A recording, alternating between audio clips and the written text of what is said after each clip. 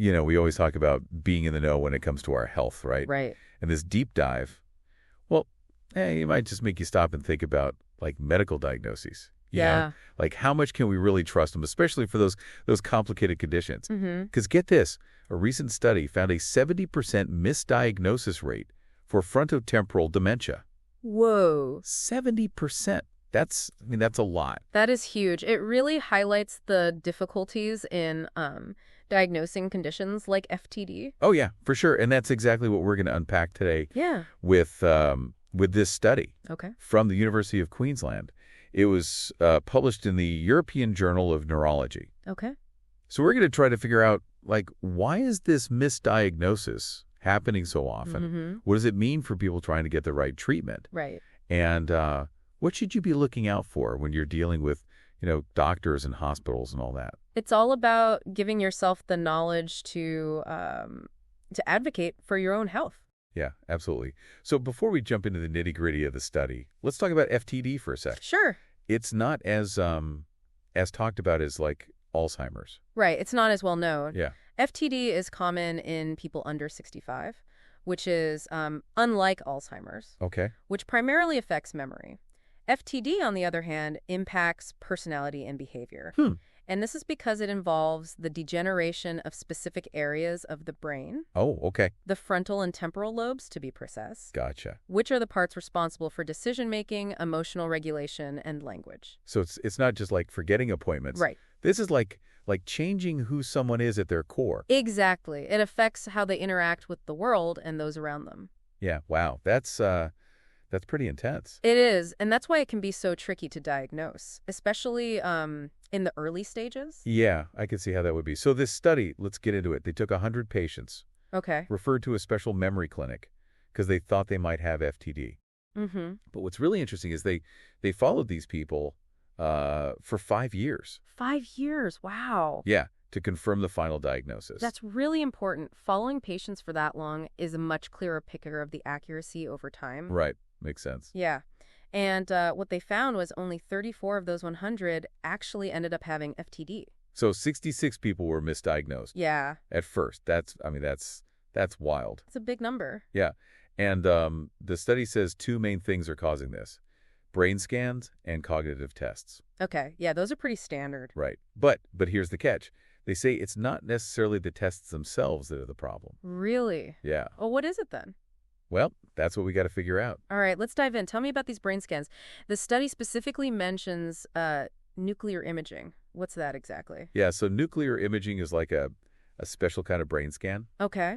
And it shows how your brain's working. Oh, interesting. Yeah. So they inject this little bit of radioactive tracer into your blood. Okay. Which then goes to your brain and highlights, like, the areas that are active. So for FTD, you'd expect to see less activity in those frontal and temporal lobes we were talking about? Exactly. But here's the thing. These scans, they aren't always crystal clear. Everyone's brain is a little different, right? And sometimes those differences can be mistaken for FTD. So it's like you're looking at a map, but the landmarks aren't clearly marked. Yeah, exactly. And if the doctor reading this scan isn't, like, super experienced with FTD, you could easily misinterpret it. Yeah, I can see that happening. Right, and then you've got the cognitive tests. Yeah, the ones for memory and attention, problem solving, all that. And the study found that those, especially the ones focusing on executive function. Executive function. They led to a lot of misdiagnosis, too. Can you give me an example? Like, what does an executive function test look like? Sure. There's this one, it's called the Wisconsin Card Sorting Test. Okay. And you have to match cards based on different rules. Okay. Like color or shape or number. Got it. But the rules change throughout the test. Oh, tricky. Yeah. And the person taking it has to, like, adapt their strategy. So people with FTD would have trouble with this because of their executive function being impaired. Exactly. But couldn't other things cause problems with executive function too? Yes, the thing. Interpreting these tests, it really requires a deep understanding of all these different conditions. Yeah. Because someone with, say, depression or anxiety, they might struggle with executive function as well, Right. but for completely different reasons. Exactly. So if a doctor's only looking at the test results and not considering the patient's full history and, their individual situation, they could easily get the diagnosis wrong. And that's exactly what we see in this study. Yeah, it's really interesting. Right, like it seems like the issue isn't the tests themselves, but like the context, The bigger picture. Yeah, and that human element, the doctor's expertise, their attention to detail, Right. their willingness to consider the whole picture. That's what makes the difference. That's a good point. It makes you think. Yeah, you're right. It really is about putting all those pieces together, the test results, the patient's history, how they present, and that all leads to a good diagnosis. Yeah, it makes you realize how important it is to have a doctor who really listens, takes the time to consider everything. Yeah, absolutely. Speaking of which, the study found that people who had like a history of psychiatric issues were more likely to get misdiagnosed with FTD. Yeah, that makes sense. The symptoms can overlap. Right, it's tricky. Exactly. Like if someone has a history of depression, anxiety, or even a personality disorder, they might show some of the same changes in behavior that we see in FTD. Right. Like irritability or withdrawing from social situations or trouble regulating emotions.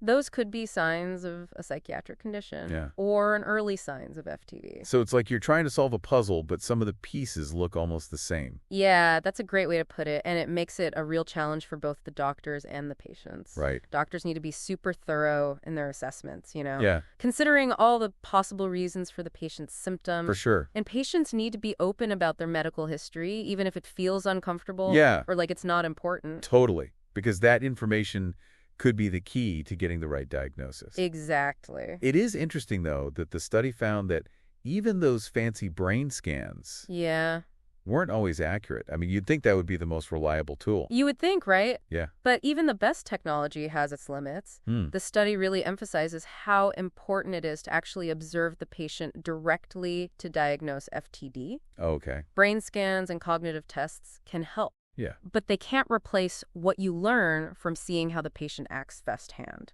So you're saying doctors need to actually lay eyes on the patient, interact with them, watch how they behave in real life. Exactly. It's about looking for those little clues that might not show up on a test. Oh, like what? Changes in facial expressions, body language, how they interact with others. Gotcha. Those are easy to miss if you're just staring at a scan or a test score. Right. And that's where the doctor's experience comes in. A doctor who's really good at diagnosing FTD will know exactly what to look for, what questions to ask, how to understand the patient's answers based on their history and individual circumstances. This reminds me of all those times I've gone to the doctor for something I thought was no big deal. Yeah. And they asked me some random question about my past medical history. That they're piecing together a puzzle. Exactly. It's all about connecting the dots, getting the whole story, not just focusing on a few symptoms or some test results. So for our listeners out there who are thinking, okay, this is all very interesting, but what does it mean for me? Right. What are the main takeaways here? How can we use this information to be more proactive about our health? That's the big question, first off. If you're worried about changes in your thinking or behavior or loved ones, don't wait. Go get help. Early diagnosis is so important for managing any condition, and that includes FTD. And don't be afraid to speak up. Yes. If you feel like you're not being heard or if you're not comfortable with the diagnosis, get a second opinion. Absolutely. And when you are talking to your doctor, be upfront about your medical history, even if it seems totally unrelated. Right. Those details could be really helpful for getting the right diagnosis. Ask questions.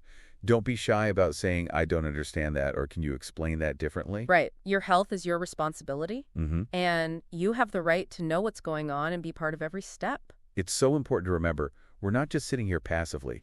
We're active participants in our healthcare, and knowledge is power.